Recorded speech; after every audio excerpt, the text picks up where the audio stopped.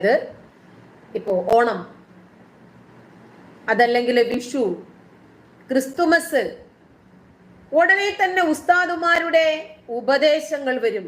അത് പാടില്ല. പാകിസ്ഥാൻ അല്ലല്ലോ.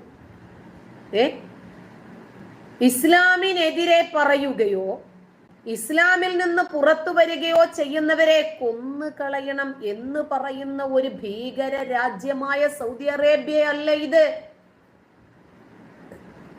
ഇപ്പൊ ഒരു കുട്ടിയെ കൊന്ന റഹീമിനെ നമ്മൾ കണ്ടില്ലേ? 34 കോടി രൂപ പിരിച്ചു കൊടുത്തിട്ട്. അപ്പൊ എന്ത് മനസ്സിലായി? പണമുള്ളവൻ എന്തും ചെയ്യാം. ആ കുട്ടിയുടെ ജീവന്റെ വിലയായോ? അങ്ങനെ ഒരു രാജ്യമല്ല ഇത്. ഒരാൾ നിരപരാധിയാണെങ്കിൽ ആ നിരപരാധിത്വം തെളിയിക്കാൻ അയാൾക്ക് ഏതറ്റം വരെയും പോകാം. അങ്ങനെ ഒരു രാജ്യമാണിത്. ഏതൊരു പൗരനും